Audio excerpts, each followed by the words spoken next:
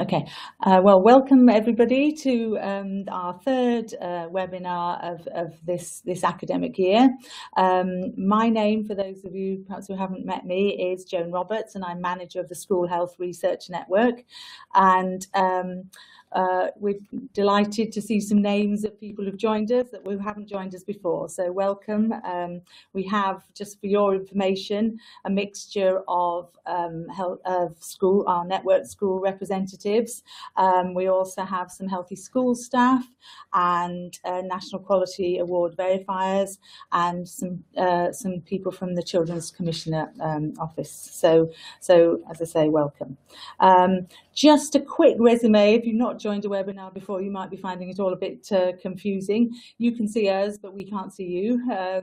I'll just take you a little guide around the screen.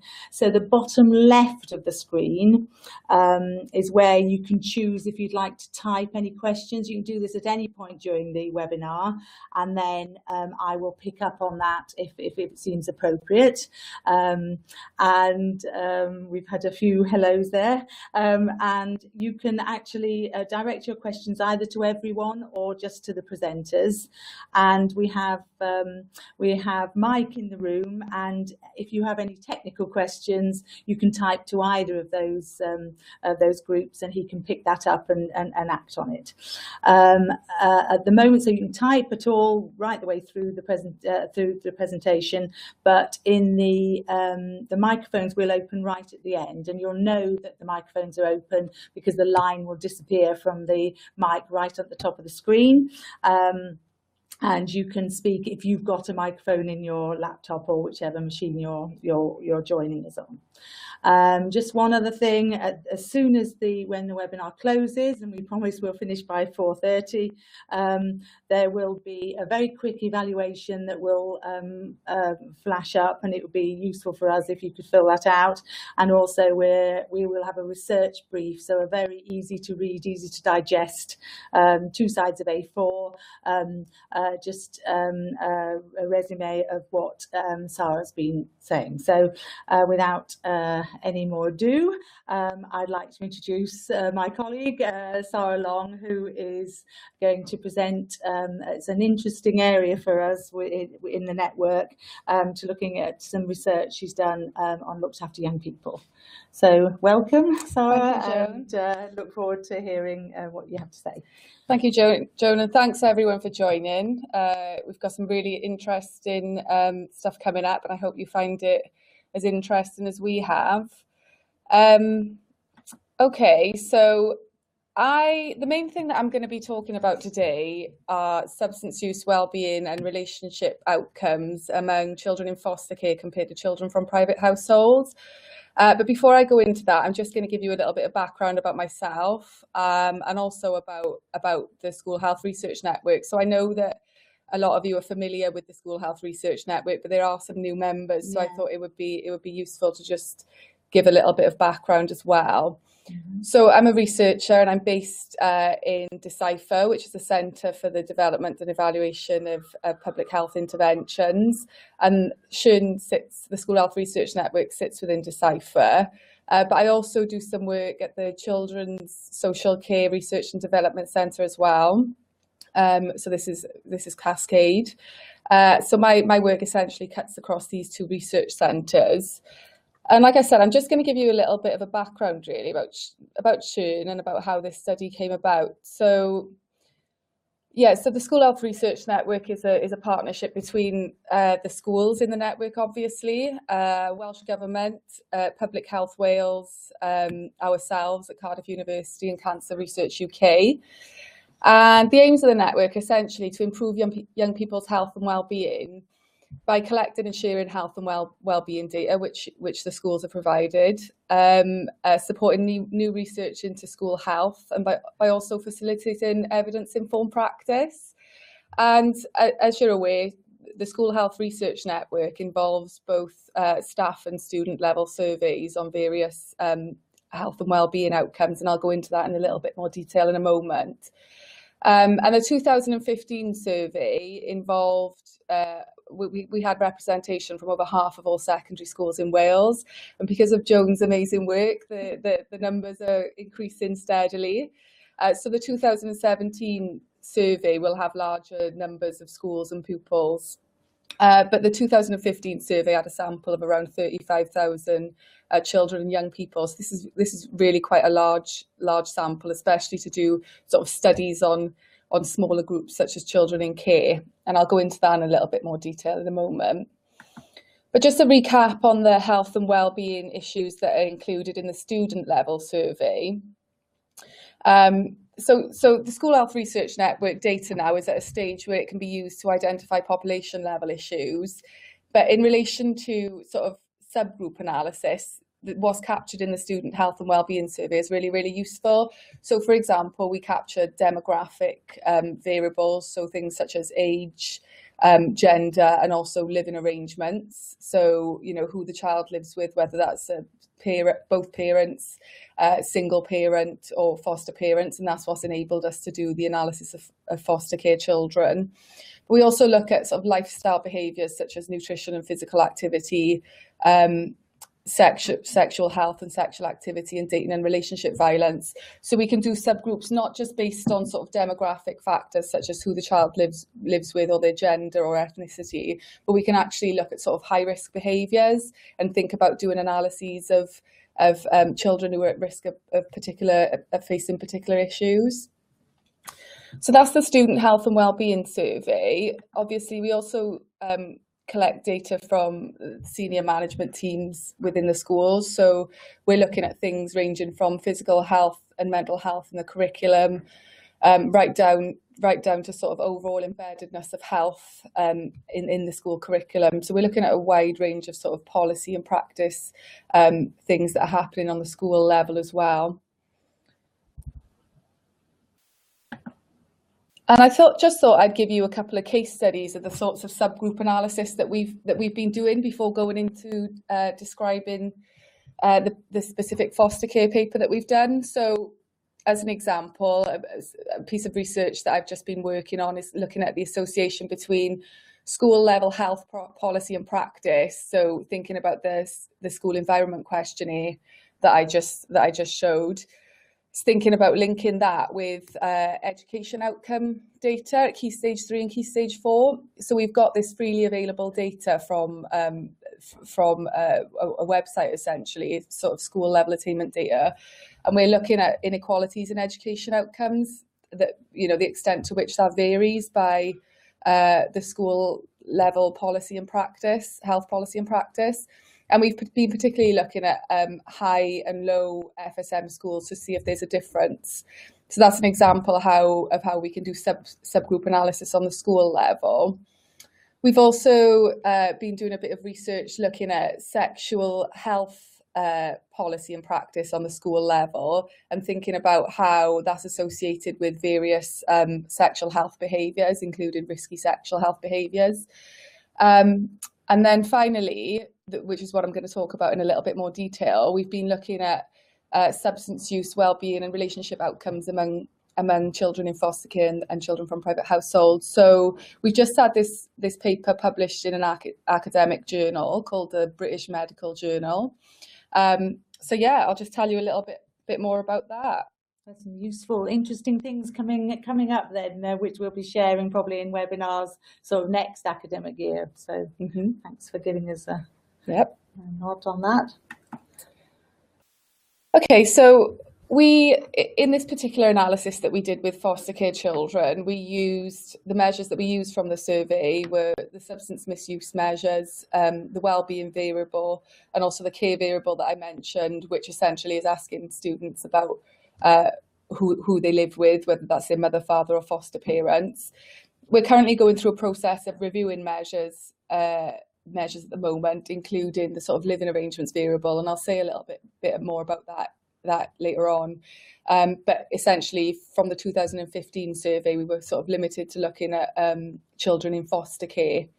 And we also looked at relationship outcomes, so relationships with teachers, peers, romantic partners and experiences of either bullying or actually experiencing bullying, so both ends, so committing bullying as well as receiving it, if you like, for want of a better description. And here is just a quick example of a relationship variable that we looked at. So we were looking at relationships with teachers, and there were a few questions around this. But one of the questions, for example, was, I feel that my teachers care about me as a person. And then the student indicated whether they strongly agreed, right down to strongly disagreeing.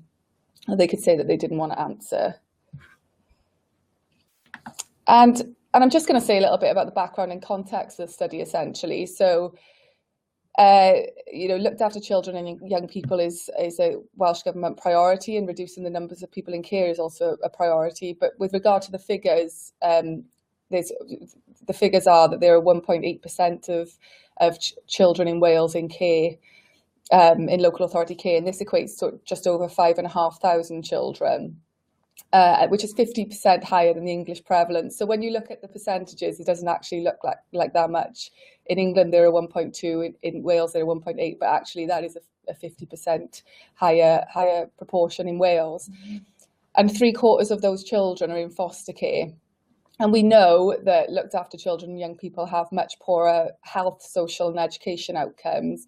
But there is, however, a lack of large-scale quantitative studies in Wales, but in the UK and elsewhere in the world as well. So this study was really, really useful and is a really good demonstration of how the School Health Research Network data is being used for subgroup analysis, because this is actually one of the largest samples in the UK with regard to the studies that are already available. So this paper that we've just had published has actually been really well received. So we analysed the data, and I won't go into too much detail about the statistical methods that we use, but essentially we calculated the risk or the odds of having various outcomes among children in care compared to children from private households.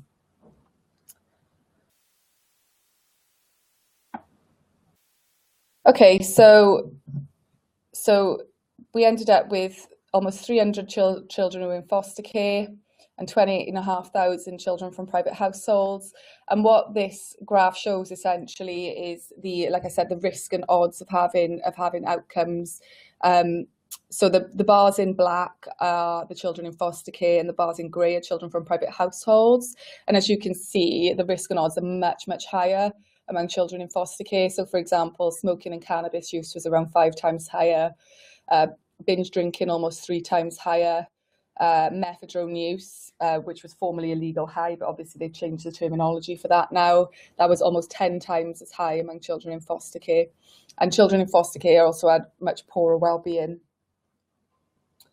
So we also examined relationship outcomes, as I mentioned, and again, the black bars show children in foster care, and we can see that children in foster care were almost twice as likely to have poorer relationships across the board. So with teachers, friends, also experiencing bullying and experiencing dating violence.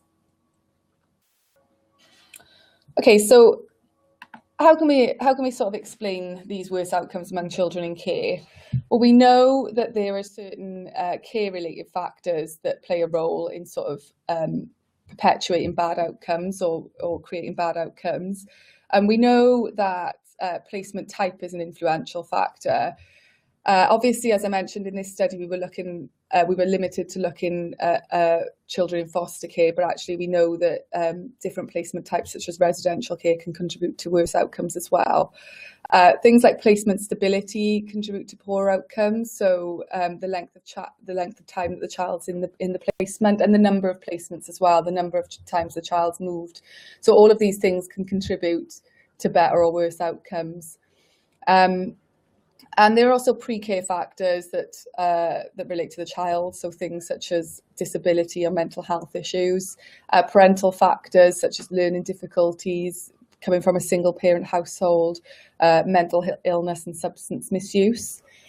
But importantly, histories of maltreatment are really strong predictors of entry into care. And the fact that consistently poor outcomes are observed across international contexts, so not just in Wales, and this is despite sort of differences in care systems. This kind of suggests that pre-care factors do play a significant role. And yeah, so the histories of maltreatment and neglect have also been linked to sort of poorer social and emotional development. And so we see things such as attachment disorders, unstable relationships with primary caregivers, which can then spill over into unstable relationships with others as well at school or in different settings. And essentially, this is kind of due to sort of disruption with the primary caregiver, and sort of that's the result of maltreatment and neglect. So we know that early maltreatment and neglect is harmful. So we began thinking about the fact that, you know, the fact that we were seeing these poor relationships, and this is really important because actually there's a lot of evidence to suggest that healthy social relationships are health protective, and conversely, having poor relationships is health damaging. And this is something that isn't just limited to children. This is something that's observed across the life course. So, for example, we know that loneliness and social isolation during old age is a major contributor to sort of illness and early death as well. There's a lot of evidence around this. So we began thinking about how the relationships could actually sort of influence the association between being in care and having substance misuse and poor well-being outcomes.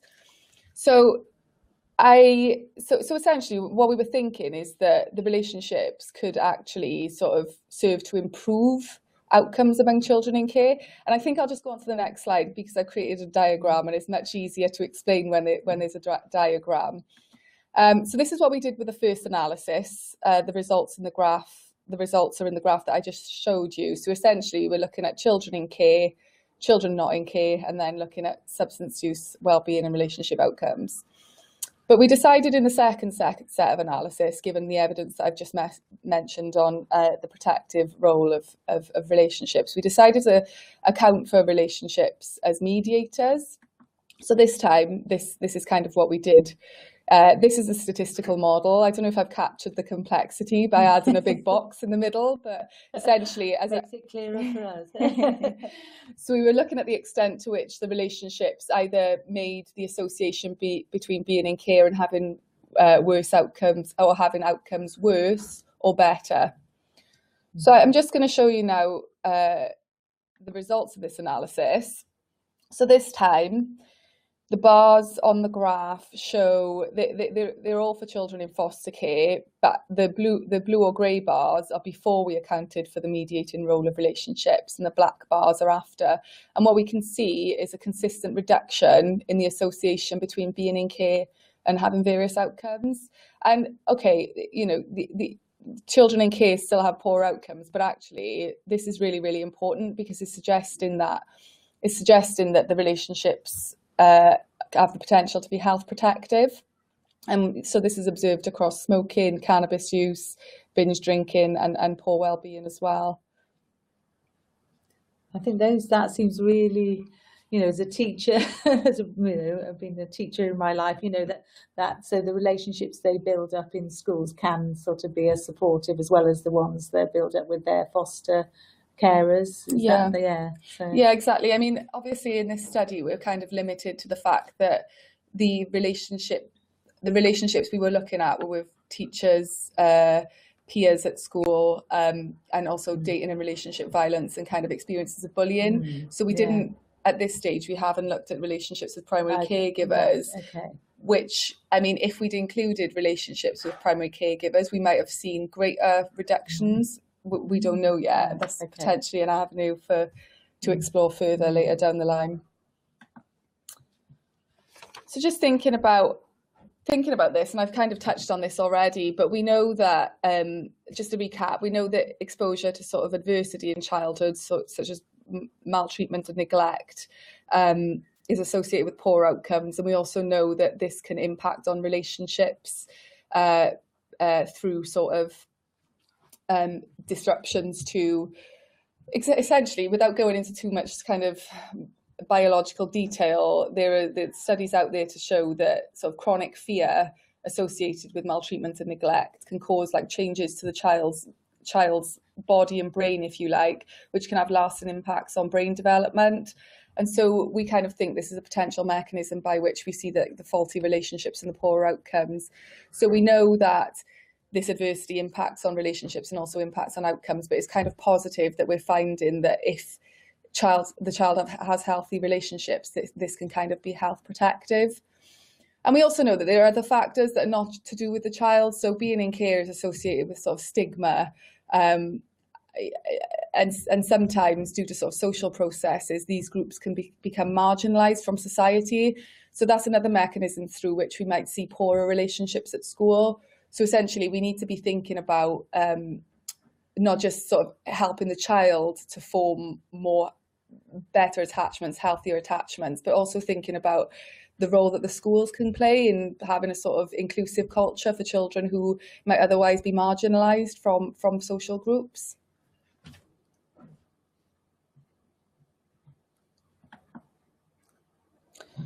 And I'm just going to talk a little bit about a couple of next steps. It'll be really interesting. Yeah. So I think the survey is absolutely fantastic and it's really valuable. We've, as I mentioned earlier, we've just been through a process of sort of reviewing the survey measures from the 2015 round. And some of the things that we're thinking about is, for example, how can we make the K variable more sensitive? Like I mentioned, at the moment, from the 2015 data, we're only able to look at children who were in foster care, but something that we're planning is sort of picking up on different types of care. So we might be thinking about residential and kinship care. The factors that are sort of known to influence outcomes as well, that I also mentioned earlier, are around sort of the number of placements and placement stability. So we're also thinking about how we can capture these things as well in the Schoen survey. We're also reviewing other measures. So we've been thinking about the wellbeing measures and the relationship measures as well. Like I said, we've just looked at sort of relationships with teachers, peers, and romantic partners. But I think it's really essential that we're picking up on relationships with caregivers, whether that's the mother, the father, or the foster parents, and so on. And I think that is really important to start thinking about how we can sort of promote healthy and positive relationships among not just children in foster care, but among all children, because there is a massive evidence base around the sort of the health protective role of relationships in relation to health outcomes, but also wellbeing outcomes and mental health. So if you can really foster that culture of sort of inclusion and that culture of having these healthy relationships that places a lot of value on having healthy relationships, I think that really makes a big difference to not just the classroom environment, but the school environment and beyond. So we're thinking about essentially the implications of our findings for policy and practice, and we've kind of started linking in with policy and practice partners already, thinking about the next steps in terms of possible interventions. We haven't got very far yet, but we've been thinking about it. So essentially we're just thinking about how do we develop this further and how can we think about including or promoting positive and healthy relationships in schools. And I think that's it. Yeah. Oh well, that's been really interesting, and I hope you all feel the same. It'd be interesting if any of you wanted to make any comments. I mean, I think some of you, it looked like you were very much involved with, looked after young people in the schools. So if you had any queries, thoughts, it would be great for you to either type that or to speak about it. I think I would just like to add that by schools actually doing the survey with their young people, and the next round will be in autumn 2017, but just the use, the value of that to Wales and beyond. You were saying both in the UK and beyond, then this is a very large sort of group of young people, large data base of young people's data to be able to use. So as a sort of thank you to the schools, but also an encouragement for 2017. And we have a question which I'll just ask of Sarah, really. Just adding to that, though, I mean, the value of this survey is just incredible. I mean, there are no other countries that have got a national survey of this scale, and you know, we're ahead of the game in Wales. We really are setting the bar quite high with this. So thanks so much to all the schools that are involved in this and their continued efforts to sort of make this happen. Yes, because it is the size that allows you to look at small groups, exactly. like looked after young people. So it has sort of huge potential, doesn't it? Exactly. So we've got one question about that Gillian has very kindly typed for us. But do the schools listening think they could use this research in their own schools, and how might that influence any practice? I was particularly taken with the fact that Sarah was saying about the protective relationships in schools, both with staff and with between young people and between staff and young people. But is there anything that anyone else has picked up on, really, that they feel that they could use this within their school? And then Gillian goes on to say, would they be interested then, because you're looking at next steps, but would any of you be interested in involving their students, including those in care, in this research going forward? And I guess in terms of staff as well, it's the involvement of different people in the school, if it's if it's that. So if you feel that is the case, if you wanted to contribute here, but if you sort of feel shy to do that, then I'm sorry, I'm assuming that you would be very interested to hear from you. So the way round that would be to contact either me direct, Joan Roberts, or just use the Shern email address, and then we have is the mic locked? Yes. All attendees are muted and may unmute themselves by pressing *6. Oh, there we are. So the microphones are open if you wanted to talk and to ask questions. But as I say, otherwise, when you've had perhaps time to digest what it is that Sarah's been saying, then you can get in touch, and maybe that's the sort of next stage forward. I mean, it'd be fantastic if we did hear from any of you in terms of like I said, how this research might be used in practice, but also if we'd be really keen to sort of co-produce any further work that we do with the schools, with the teachers and senior management team, but also with the children. So please do get in touch if you have any ideas about how we could do this going forward. Yeah, and I think perhaps just to sort of on the back of that to say, that's really why the sort of network was set up, to be able to do that sort of thing. It's a joining together of schools, researchers and policymakers.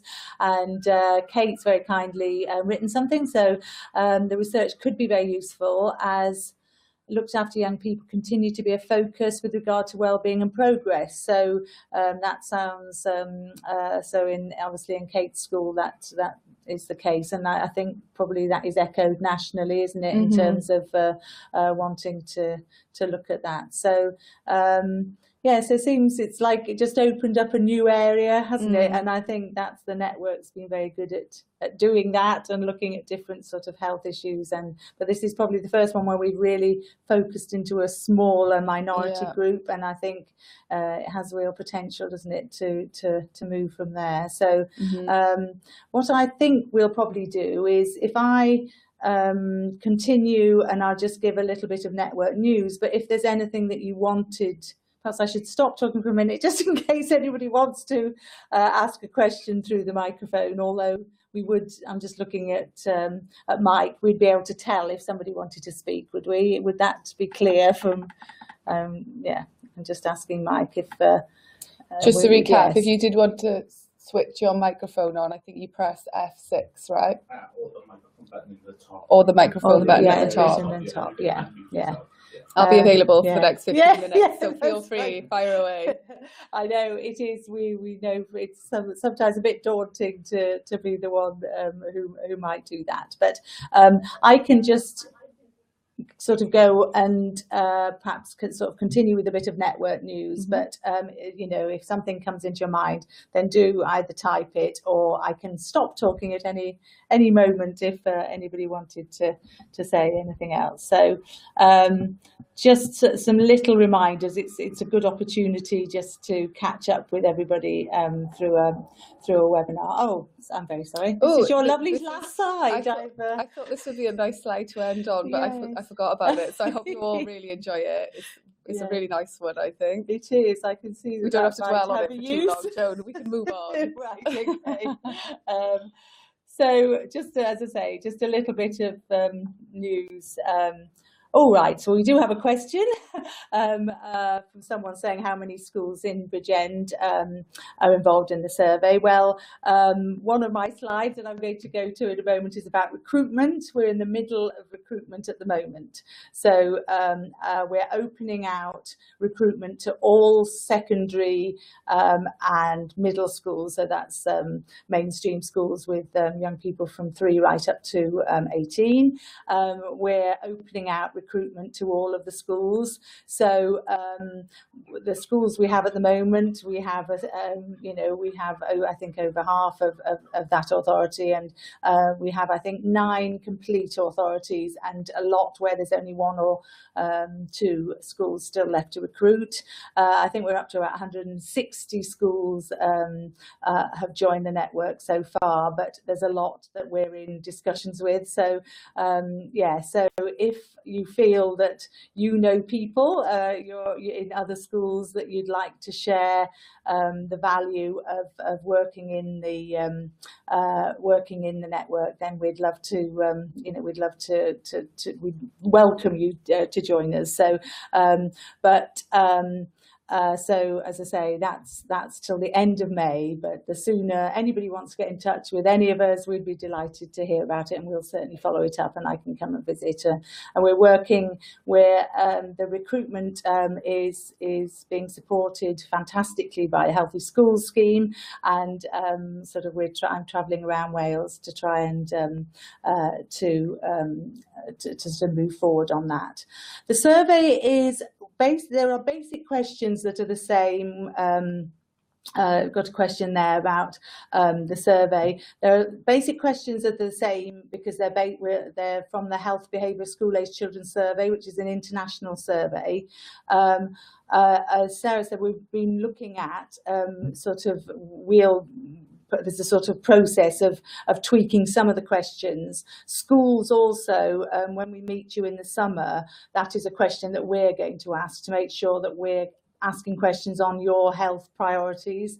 And to avoid disappointment about not being involved in that, so for schools we will be running 3 network events in the summer. For the last 2 years we've run just 2, one in the south and one in the north, but because we're opening out recruitment and could potentially have all 200 plus secondary schools in Wales, we're going to be running one in the National Botanic Gardens in Carmarthenshire, and that's on Tuesday the 13th of June, the Millennium Centre in Cardiff, and the Key Hotel in Deganwy up near Llandudno.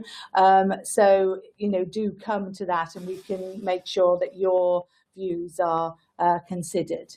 So, so thank you, Cheryl. I've just noticed that you've managed to give the answer to the question in the authority in question. So, so as I say, that's one little reminder.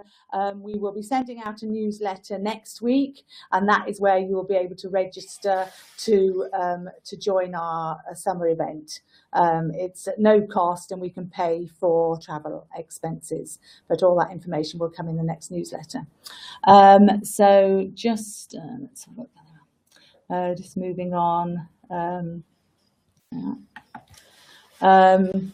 So just to say that'll come in the newsletter. It is fantastic to all meet up, and it is a time for you to be able to network with other schools. We have Healthy Schools staff will be there as well, and the team, so me, Gillian and Cheryl, and we will have some researchers with us who have been working on the data for the network. And I know that the highlight for schools is that to hear about other schools and how they're using their student health and wellbeing reports. So it'd be lovely if you'd like to volunteer to do that this time. So I think that's it's a really positive sort of day. And as just to repeat, really, because I mentioned recruitment's open at the moment. If you want to pass on any information about the network and how valuable it is, then that would be great, and we'd welcome all schools to be part of it. And then just a little reminder again for those of you, the next round of the survey, so that's the student survey, will be the autumn. It's open. It's an electronic survey that is open from September to December. Schools can organise it as they want. There's no cost to the school, and the school, to make sure that they've got the most rigorous data, they can involve all of their students. And then we will be feeding the survey back, so you'll get your report back by Easter, because schools have said that's when it's good to be able to fit it into the school development plan, so for actions to be put in place. And those of you who were able to have who were part of the network in 2015-16, you'll get a chance really to evaluate some of the actions you've put in place since then. So it'll be an exciting time to do that. So I'm looking at the clock, and we have another 5 minutes or so if anybody has a chance. The survey on the website. Sorry, that's a question. The survey changes slightly every year. So what we do is the actual survey itself, I don't think is on the website, but if you feel that it'd be useful for you to see the last round, but that's not to say it's going to be exactly the same as this round, because as I say, we can be reactive to network partners in terms of what they need to see in there. But if you'd like one, then please do get in touch with us. So I think if that's everything, please get in touch with Sarah, because I think she'd be interested to hear your views. And when we close in a moment, there'll be a little evaluation sheet will pop up, and that would be great. And then we will also be sending you out a resume of Sarah's research. And as I say, just be in touch, and we look forward to hearing from you. But thank you for joining us. And just to add to Rachel Morris, you asked how many schools were in the network in Bridgend, and there were 6 secondary schools. Sorry you had to wait so long for that answer. Yeah. Sorry. Okay. Thank you. Thank you very much.